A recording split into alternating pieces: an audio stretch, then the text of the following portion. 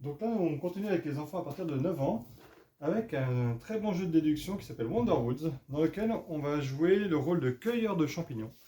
Donc pour ça, en fait, on va avoir plusieurs plateaux sur lesquels on a différentes variétés de champignons. Et en dessous de ces plateaux, on va cacher une carte d'une certaine valeur. Toutes les autres cartes vont être distribuées à tous les joueurs. Et donc, pour essayer de savoir à peu près quelle carte va être cachée en dessous, on va devoir essayer de déduire ce que les autres vont avoir en main en plus de nos cartes. Pour récupérer la carte qui est en dessous, on va devoir placer au mieux tous ces champignons sur les différentes plaquettes. Et celui qui aura le plus de champignons de cette valeur-là remportera la partie.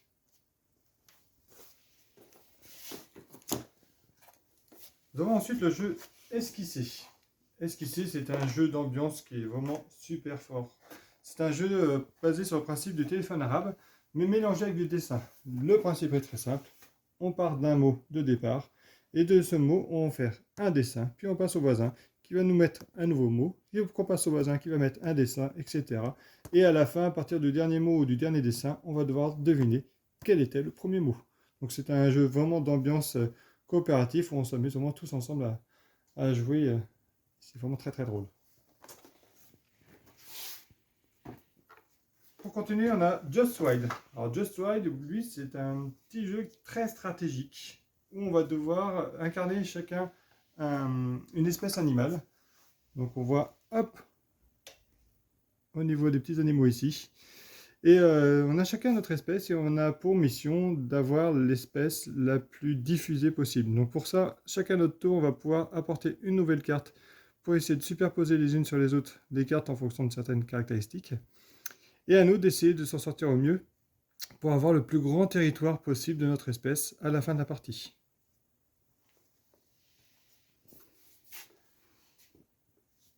Pour ceux qui veulent jouer tout seuls, on a prévu un petit objet insolite. C'est un escape cube.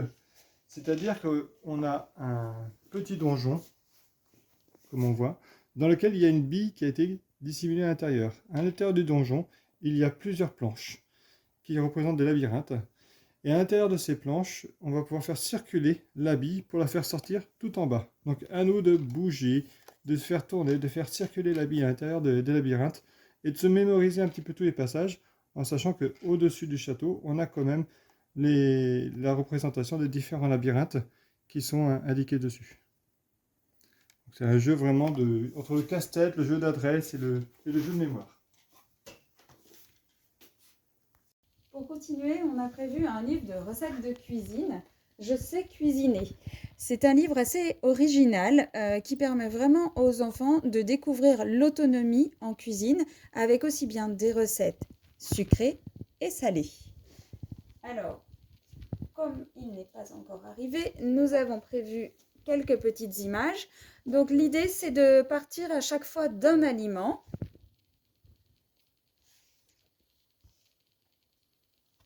De montrer tout ce que l'on va apprendre à faire avec cet aliment. Et ensuite, de découvrir les recettes. On note que chaque recette est présentée de façon très simple, très scandée en pas à pas, aussi bien avec des dessins que des photographies. Ce qu'on aime beaucoup, c'est qu'on voit que les enfants ont des âges très variés et effectivement, on va pouvoir l'utiliser en famille. Nous, on trouve que le documentaire est vraiment à destination des pré-ados, si on veut une totale autonomie, mais on va montrer qu'effectivement, un tout petit accompagné va pouvoir aussi participer à l'élaboration de la recette. Et voici encore d'autres petites idées et présentations dans le livre.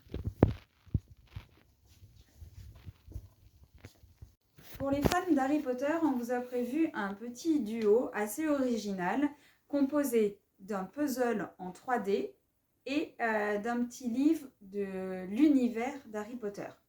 Le puzzle, ce sera ce type de puzzle, mais on a choisi non pas l'échoppe du Quidditch, mais l'échoppe des baguettes magiques. Donc, à composer avec des pièces qui viennent s'assembler pour former un puzzle tout en 3D. Et donc, pour aller avec, nous avons mis le fabuleux bestiaire du magizoologiste Norbert Dragoneau. Donc c'est autour des animaux fantastiques de tout l'univers d'Harry Potter. On poursuit dans un tout autre genre avec 2 romans assez courts, comme vous pouvez le voir. Voilà. Autour de l'amour. Qu'est-ce que l'amour? Quel est ce sentiment bizarre qui nous tombe dessus? C'est la question que nous pose Julie, qui découvre un beau jour que Diego est amoureux d'elle. Elle n'y avait pas du tout pensé, elle n'était pas du tout intéressée, et voilà qu'on lui dit qu'il est amoureux. Qu'est-ce que ça provoque en elle? Comment réagit-elle? Quelles sont toutes les questions qu'elle va se poser? C'est un super roman à découvrir pour vraiment entrer dans ce sentiment, dans une certaine réflexion, sans pour autant partir dans des folies amoureuses qui risqueraient de mal finir. Et avec le défi de Kylian, on propose une autre réflexion autour de l'amour, puisque cette fois-ci on part en Irlande et c'est l'histoire d'une jeune fille qui a décidé de lancer des défis aux garçons. Celui qui jouera de la musique plus rapidement qu'elle ne peut danser aura le droit de l'épouser.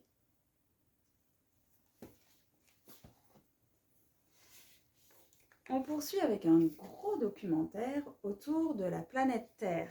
Cette fois-ci, on vous propose un documentaire assez original, puisqu'effectivement, nous avons toute une partie livre, documentaire sur la planète, sa formation, de quoi elle est faite, comment elle s'est faite, qu'est-ce qu'on trouve sur la planète d'un point de vue géologique, environnemental, etc. Et puis, dans cette autre partie bien épaisse, nous avons tout ce qu'il faut de pièces en carton pour fabriquer notre map-monde.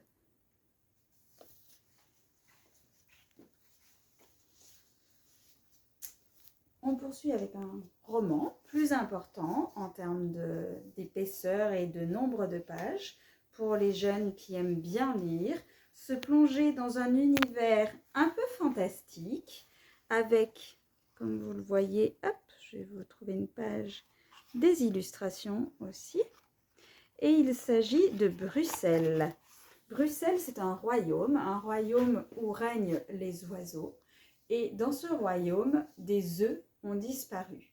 On nomme 3 personnes, enfin 3 oiseaux du coup, du Parlement des oiseaux pour mener l'enquête, mais ces 3 oiseaux n'avaient pas prévu de mener une enquête et avaient bien envie de continuer à jouir de leur liberté. Que va-t-il en être? On découvre en fait un roman qui est assez original, simple d'accès, et l'écriture et l'ambiance, etc., nous fait vraiment penser à notre monde à nous. Et pour terminer, pour les fans des Royaumes de Feu, ceux qui ont déjà lu les romans ou ceux qui n'ont pas encore lu, pas osé entrer dans ces gros romans très épais et cette série à rallonge, nous vous proposons la mise en BD du premier tome des Royaumes de Feu. Dans ce royaume, les royaumes de Pyrrha, une prophétie a dit que seuls quelques dragons pourraient mettre fin à un terrible combat. Et nous allons donc suivre ces 5 dragons et voir s'ils s'en sortiront vainqueurs ou pas. On continue.